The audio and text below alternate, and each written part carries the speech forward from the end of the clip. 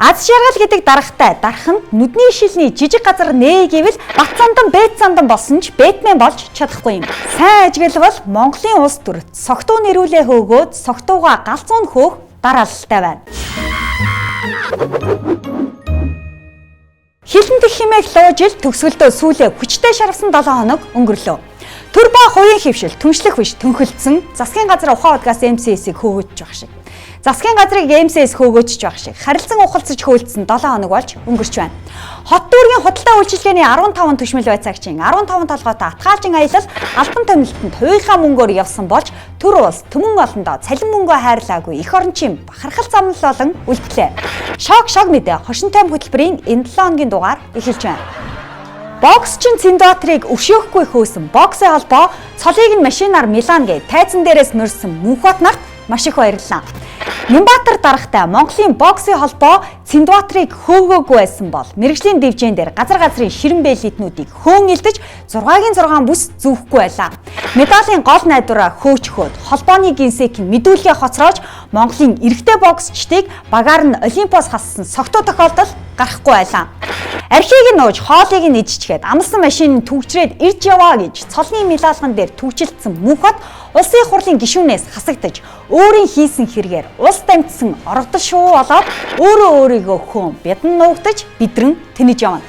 Циндбаатар улсын шигшээ багийн гишүүнээс хөөгдөөд өөрийн хүс хүчээр шударгаар улсын ирчүүдийг ялан дийлж ингэртэй нар биедээ бүс гэлцүүлсэн амжилтын эзэн болж явна. Шок мэдээ. Энэ 7 хоногийн мегмар гарагийн дугаартаа Бацандан Бэцандан гэж анх удаа санаандгүй бөгөөд санаатайгаар андуурч нэрлсэндээ баярлаж хөөрөхгүй ч харамсаж халаглахгүй гэдгээ мэдэгдэе. Бацандан Бэцандан болсон ч Бэтмен болж чадахгүй юм. Хятадын компани хоосон данжаадаас өөрийнхөө шахсан хоолоогоор 34%-ийг нь шаардаж нэхэж явсан Бацандан өнөөдөр стратегийн ордоос төрийн 34%-ийг авах Бэцандан болсон ч өөрийн зөвлөх туслах орлогч аюулгүйн 12 тэрбумын асуудал нь аюултай хിവэрэ байна. Ундрмаагийн Капитал банкаар дамжуулан хөгжлийн банкны 12 тэрбумыг авсан аюулгүйн аюултай хэрэг Бэцандангийн гинж учраас Бэтмен болж нисэхгүй юм. Бэцандан болоод стратегийн ордуудын 34%-ийг төр давах хилцээрийн ажлын хэрүүлийн энтертайнментыг хариуцсаж байна. Надад яриад ах юм байхгүй. Стратегийн ордыг эзэмшиж байгаа бол тэр ах дүүдээ хэлээрэй. Хурдан хилцээрээ хий гэж. Хууль бусаар хэрвээ энийг авсан байвал бас хүчингүй болгож бас болно. Асуудлыг тавьж болно.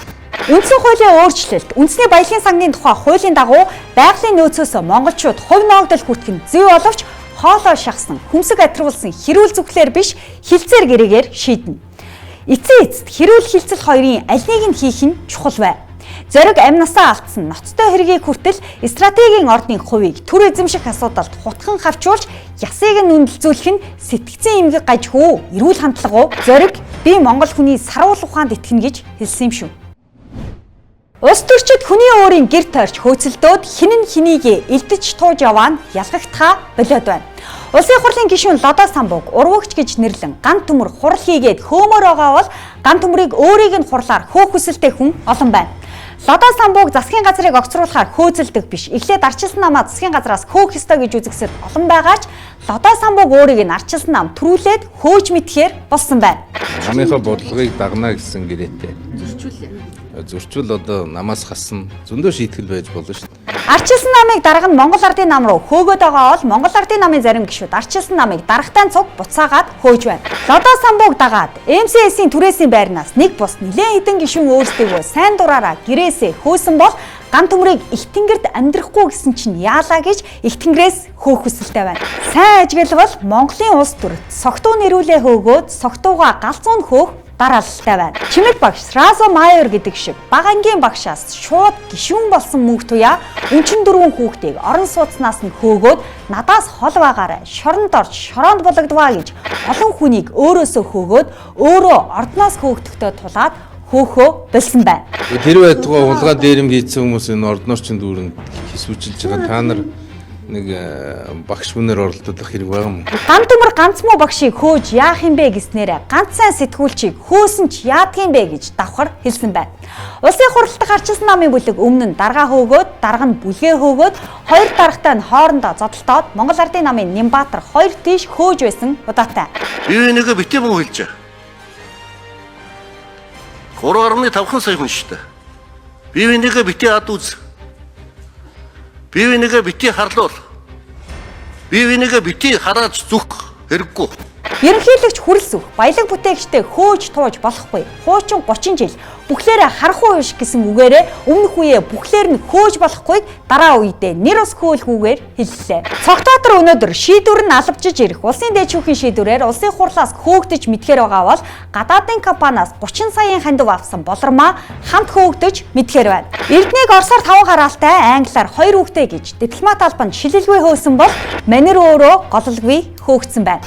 Арчилсан намын сонгуульд унагцад Эрдэнэс Монгол, Эрдэнэс 5 толгой зэрэг төрийн өмчийн компаниудад бүтээмж, хяналтын менежерээр дуртай хөөгдөж очисон бол захирлууд нь дараа нь хөөчихнө гэсээр хүлээж авсан байна. Монгол Ардын намын сонгуульд ялагдагсад гадаад руу олноор хөөгдөж арчилсан төрийн хатан ээж улааг ялцуулаад Болгарт гих мэтээр хилийн чанд руу хүслээрээ хөөгдөд очихсан байна.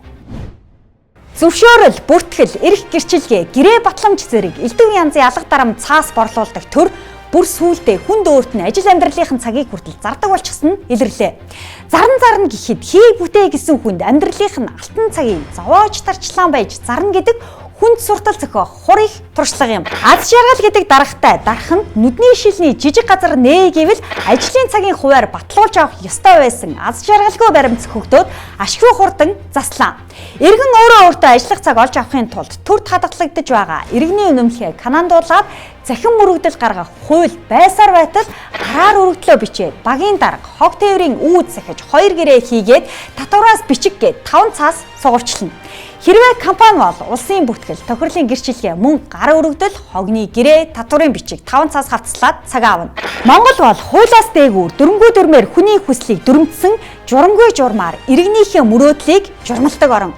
Халамжлуулж залхуурсан нь хожиж, хийж бүтээсэн нь хохирдог орон. Төвчрлийн сайттай болохоор төвчрэл, олимпийн сайт томилохоор олимпиад муу ордог нь муугийн яс биш Монголын яс. Одоогоос 3 жилийн өмнө зөвшөөрлийн тухай хууль баталж 1000 зөвшөөрлийг 251 болгож цөөлтөл 16-гаар нэмэгдээ зөвшөөрөл нь бүртгэл, эрх, гэрчилгээ, гэрээ батламж гэх зэргээр зүсээ хуургаж, нэрээ өөрчлөөд бүр олширч, бүдүүрч томорсон байна. Нийслэлийн хэмжээний хувцас захиалга засварын үйлчилгээг иргэд эрхлэхэлтэй. Үнийг цоож засварын үйлчилгээ эрхлэхийн тулд хэдэн мянган материал бүрдүүлж авч яах гэдэг. Тэртээ дөрвөө энэ хур гээд байгаа систем дээрээс аль ч мэдээллийг бид нар татаад аваад болчих ш. Өнөөдөр хувийн хвшлийн банк санхүүгийн байгууллагууд энэ төрийн мэдээлэл солилцооны энэ систем дээрээс хураас хүссэн мэдээлэлээ татаж аваад учирлаа чи тэдэн төгрөгийн зээл авах боломжтой гэд зүгээр нэг банкны аппликейшнгүүд шууд хариу өгч байгаа үст. Энд чи юунаас авч байгаа гэхээр хурц системээс татаад тухайн нийгмийн даатгалд хэд төлтий, татвар хэд төлтий, цалин нь хэд ингээд тооцоолоод хин нэгэн биш технологийн ажиллаад хариу үлгэж болоод байхад бид нар иргэдээсээ цаасаар дахиад натраатаар батлуулаад ирэх. Ингээ аваад суугаад байдаг. Тэгэхээр энэ байдал бол цаашдаа үр дүн төрөхгүй. Тийм учраас бид нийслэлд маш юм тодорхой үр өгч. Наад журмаа цуцлаа. Хуульд нийцв. Хэдүүлээ хуулийн дор л амьдрий. Тэгвэл хууль батлах хэрэггүй шүү дээ. Хууль баталчаад хэрэгжүүлэхгүй бол Өнгөрсөн 7 хоногт хуулиас давсан хууль бус журам 36-г цуцлаад байна. Хуулиас дээгүүр дүрм журмын төвчрэл бол хүний хүслийг мохоогч хүн суртлын гогтгий юм. Шок мэдээ хошин тайм хөтөлбөртэй хамт байсан эрхэм үзэгч та бүхэндээ баярлалаа.